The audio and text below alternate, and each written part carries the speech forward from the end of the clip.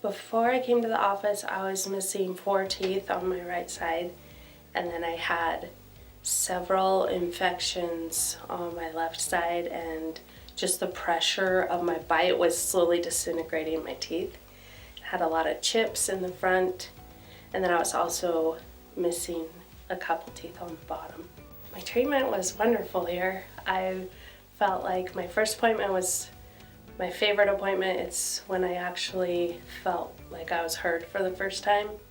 Like when he spent probably an hour with me, just in a consultation, listened to all my history of my teeth, which has been going on for 20 years in my life, and I just felt like someone finally understood and had a solution. Some of it was hard, like some recovery was hard for me, but he always helped me see the bigger picture. It's been a year process for me, and I would do it all over again. So worth it. Oh, so much has changed.